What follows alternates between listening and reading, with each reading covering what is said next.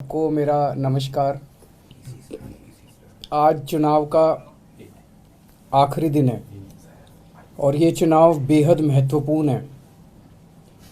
70 साल से इन सारी पार्टियों ने, इन सारे नेताओं ने मिलके पंजाब को लूटा है, पंजाब के पे कर्जा चढ़ा दिया, पंजाब को घाटे में डाल दिया, पंजाब की रेता चोरी कर ली, पंजाब में नशा कर दिया, पंजाब के बच्चों को बेरोज़गार कर दिया। कहते हैं 3 लाख करोड़ का कर्जा है पंजाब पे। सवाल उठता है ये 3 लाख करोड़ गया कहाँ? इन्होंने तो कोई काम नहीं किया, कोई स्कूल नहीं बनाए, कोई अस्पताल नहीं बनाए, कोई यूनिवर्सिटी नहीं बनाई, कोई कॉलेज नहीं बनाए। ये 3 लाख करोड़ रुपए गया कहाँ? ये इन लोगों के स्विस बैंकों में गया। इन्होंने बड़ी बड़ी प्रॉपर्टियाँ बना ली इन सारे नेताओं ने, और जनता जो है वो भुखमरी के कगार पे है। इसे बदलने का टाइम आ गया है और इस बार ऊपर वाले की कृपा से, वाहिगुरु जी की कृपा से एक अच्छी पार्टी, ईमानदार पार्टी, नई पार्टी आई है, आम आदमी पार्टी।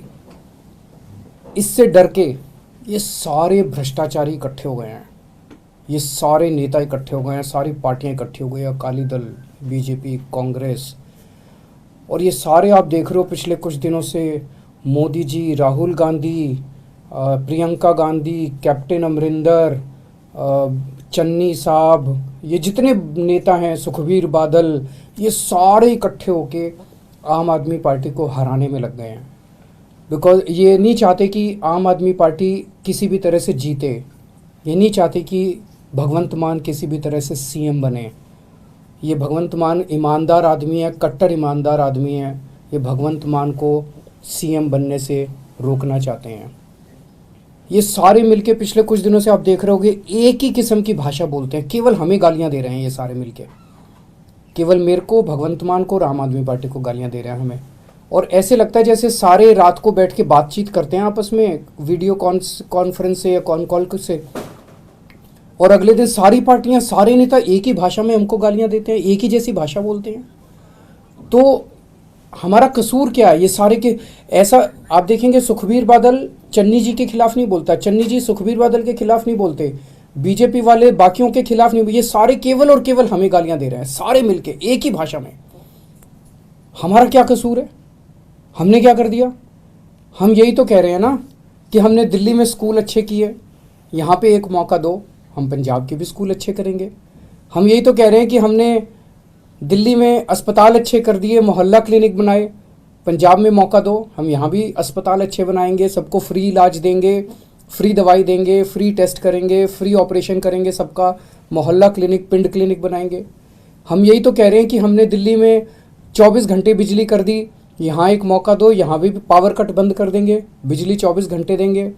जैसे दिल्ली में बिजली फ्री कर दी, यहाँ भी लोगों की बिजली फ्री करेंगे। जैसे दिल्ली हम यहाँ पे बच्चों को रोज़गार देंगे, दिल्ली में 10 लाख बच्चों को हमने रोज़गार दिया। यहाँ पे नशा ख़त्म करेंगे, नशा बंद करेंगे, ईमानदार सरकार लेके आएंगे, भ्रष्टाचार ख़त्म करेंगे जैसे दिल्ली में किया। यही तो कह रहे हैं हम लोग। ये लोग नहीं चाहते कि पंजाब में ये सब हो। पूरा का पूरा सिस्टम हमारे खिलाफ खड़ा हो गया है, मेरे भगवंत मान के और आम आदमी पार्टी के। तो मैं पंजाब के लोगों से अपील करना चाहता हूं कि अगर ये सारे भ्रष्टाचारी इकट्ठे हो सकते हैं तो क्या पंजाब के 3 करोड़ पंजाबी इकट्ठे नहीं हो सकते? इस बार सारे तीन करोड़ पंजाबी इकट्ठे हो जाओ और इस बार इस पूरे सिस्टम को हराना है। इन पूरी सारी पार्टियों को, ये पूरा जो सिस्टम है, अकाली दल का, कांग्रेस का, बीजेपी का, ये पूरा का पूरा सिस्टम इस बार अपने को हराना है। चाहे आप किसी भी पार्टी के हो, इस बार पंजाब के लिए वोट डालो, सारे इकट्ठे हो जाओ। 3 करोड़ पंजाबी मिलके इस बार ईमानदार सिस्टम लेके आएंगे, आम आदमी पार्टी लेके आएंगे और भगवंत मान को सीएम बनाना है। मैं मीडिया के साथियों को ख़ास तौर से बधाई देना चाहता हूँ, शुक्रिया अदा करना चाहता हूँ कि उन्होंने बड़ी मशक्क़त करके और बड़ी मेहनत से इस पूरे चुनाव के दौरान, मैं देखता था जब हम रोड शो में जाते थे कैसे जीपों पे लटके रहते थे सारे पत्रकार, और कैसे बड़ी कठिन परिस्थितियों में आप सब लोगों ने बहुत अच्छा निष्पक्ष तौर पे आपने पूरा चुनाव प्रचार को कवर किया है सभी पार्टियों का। आप सब लोगों का भी बहुत बहुत धन्यवाद। अगर कोई प्रश्न है तो। सर, प्रधानमंत्री और उसके अलावा राहुल गांधी जो हैं, उनके बयान सामने आए, यहाँ पर हमला बोल रहे हैं एक खास बयान को लेकर, उस पर आपका क्या कहना है? ये जैसा मैंने कहा कि ये सारे इकट्ठे हो गए हैं, ये मोदी जी, प्रियंका गांधी, राहुल गांधी, चन्नी साहब, सुखबीर बादल, कैप्टन अमरिंदर, सिद्धू, ये सारे इकट्ठे हो गए हैं और सारे ये क्या कह रहे हैं, पिछले कुछ दिनों से मैं देख रहा हूँ ये क्या आरोप लगा रहे हैं। ये कह रहे हैं कि पिछले 10 साल से केजरीवाल देश के 2 टुकड़े करने का एक प्लान बना रहा है, षड्यंत्र बना रहा है कि देश के 2 टुकड़े करेंगे और उसमें से एक टुकड़े का प्रधानमंत्री मैं बन जाऊंगा। मतलब ये तो कॉमेडी है, ये तो हंसने वाली बात है। ये हो सकता है क्या? 10 साल से केजरीवाल एक प्लान बना रहा है कि देश के 2 टुकड़े करूंगा और मैं उसमें से एक का प्रधानमंत्री बन जाऊंगा। तो मैं पूछना चाहता हूँ ये तो इसका मतलब मैं बहुत बड़ा आतंकवादी हो गया। तो ये इनकी सारी सिक्योरिटी एजेंसीज क्या कर रही थी? पिछले 10 साल में 3 साल तो कांग्रेस की सरकार थी। कांग्रेस वालों ने क्या किया? सो रहे थे वो लोग। 7 साल से बीजेपी की सरकार है, केंद्र में मोदी सरकार है। मोदी जी ने क्या किया? मेरे को गिरफ्तार क्यों नहीं किया? इनकी एजेंसीज क्या कर रही थी अभी तक? तो ये ऐसी हास्यास्पद बात है जिसको मतलब सुन के ही हंसी आती है। और शायद मैं दुनिया का सबसे स्वीट आतंकवादी होऊंगा जो लोगों के लिए अस्पताल बनवाता है, लोगों के लिए स्कूल बनवाता है, बुजुर्गों को तीर्थ यात्रा पे भेजता है। आज तक तो मैं समझता हूँ कि दुनिया में ऐसा कोई आतंकवादी पैदा नहीं हुआ जो सड़कें बनवाता है, पानी बनवाता है, बिजली ठीक करता है, लोगों को बिजली फ्री देता है, लोगों की सेवा करता है।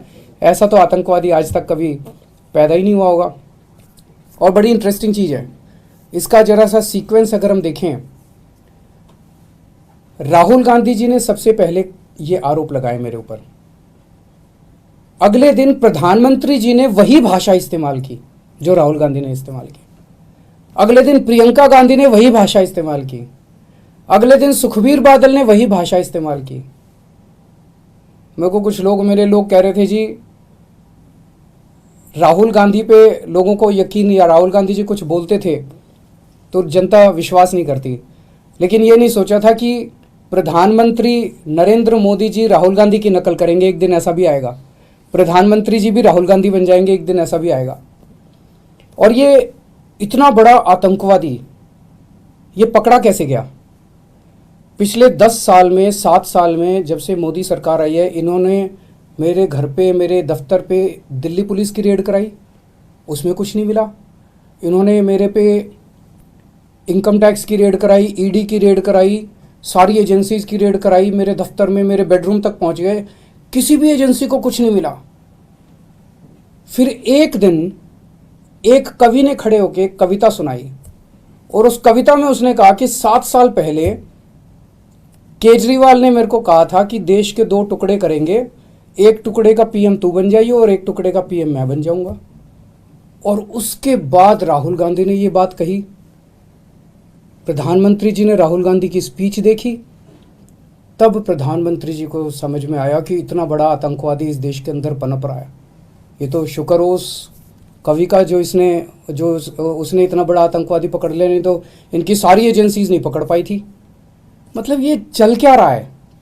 ये नौटंकी बना दी है इन लोगों ने। देश की सबसे बड़ी 2 पार्टियां, नेशनल पार्टियां, उनके टॉप के नेता मिलके देश की सुरक्षा का मजाक उड़ा रहे हैं। इस तरह से देश की सुरक्षा के ऊपर को डील किया जाता है। मैं समझता हूं कि आतंकवादी 2 किस्म के होते हैं।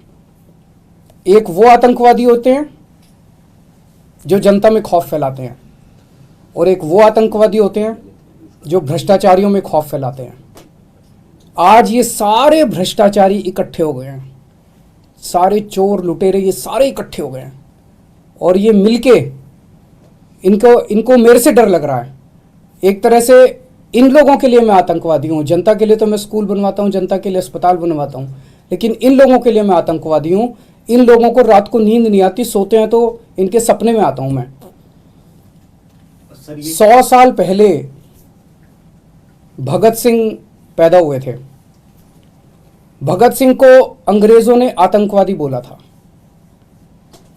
मैं भगत सिंह को बहुत मानता हूं, मैं अपने आप को भगत सिंह का चेला मानता हूं। देश जानता है कि भगत सिंह जैसा कट्टर देशभक्त कोई नहीं था।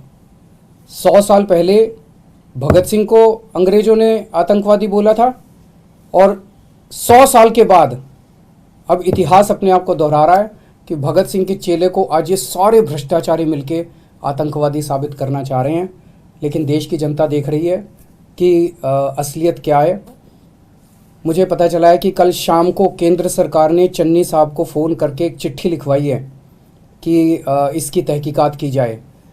तो अगले 1-2 दिन में मुझे खबर मिली है, एक ऑफिसर का फ़ोन आया था कि अगले 1-2 दिन में एक NIA में एक FIR दर्ज की जाएगी मेरे खिलाफ़। सबका उन सारी FIR का स्वागत है, लेकिन ऐसे इस तरह से अगर देश की सुरक्षा को केंद्र सरकार डील करेगी तो देश की सुरक्षा को लेके काफ़ी चिंता होती है। सर, जिस तरह के आरोप इस बार लग रहे हैं वैसे ही पिछली बार भी लगे थे, और एंटी पंजाबी तक आपको बोल देते हैं। चन्नी साहब बार बार कह रहे हैं कि भैया क्या कर लेंगे, यहाँ कैसे चला लेंगे सरकार, इस तरह के बयान आते हैं। इन्होंने कोई काम नहीं किया पिछले 5 साल में, तो अब केवल और केवल गाली गलौज की राजनीति, केवल और केवल आरोप प्रत्यारोप की राजनीति कर रहे हैं ये लोग। हम अपने काम गिना रहे हैं, हम पंजाब का विजन बता रहे हैं, और ये लोग केवल आरोप प्रत्यारोप करते जा रहे हैं। सर, जैसे आतंकवादी बताया जा रहा है आपको, ठीक इस तरह से ये बताया था कि आप RSS के एजेंट भी हैं, तो इसे किस तरह से देखते हैं कि एक तरफ अगर ये हो सकते हैं आप, तो फिर वो कैसे हो सकते हैं, इसे कैसे देखते हैं? ये भी कांग्रेस का एजेंट भी आपको कहा जा रहा है, दोनों तरफ से कहा जा रहा है। हाँ, तो एक तरफ कह रहे हैं कि मैं आतंकवादी हूँ, और दूसरी तरफ कह रहा है कि RSS का एजेंट हूँ, तो फिर तो सारी RSS भी आतंकवादी है। एक तरफ कह रहे हैं मैं कांग्रेस का एजेंट हूँ, तो फिर तो सारी कांग्रेस भी आतंकवादी है। एक तरफ कह रहे हैं मैं BJP का एजेंट हूँ, तो कह रहे फिर तो सारी BJP भी आतंकवादी है। मतलब मेरे को, लेकिन इस बात की, ये आरोप प्रत्यारोप तो चलते रहेंगे। मेरे को चिंता इस बात की है कि इन्होंने देश की सुरक्षा को कॉमेडी बना के रख दिया है। 7 साल से 10 साल से कह रहे हैं कि दिल्ली का मुख्यमंत्री आतंकवादी है, दिल्ली का मुख्यमंत्री देश के टुकड़े करने की प्लानिंग कर रहा था, और किसी एजेंसी को पता नहीं चला। उन्होंने, सारी एजेंसीज ने मेरे घर पे रेड मार ली, मेरे दफ्तर पे रेड मार ली, उनको कुछ नहीं पता चला। एक दिन एक कवि ने उठ के एक कविता सुनाई, और तब देश के प्रधानमंत्री को अचानक समझ में आया, अरे बाप रे, इतना बड़ा आतंकवादी देश के मेरे शहर में रह रहा था, मेरे को पता ही नहीं चला। जो भला उस कवि का जो उसने कविता लिख दी, वो कविता नहीं लिखता तो फिर तो किसी को पता ही नहीं चलता इस देश में।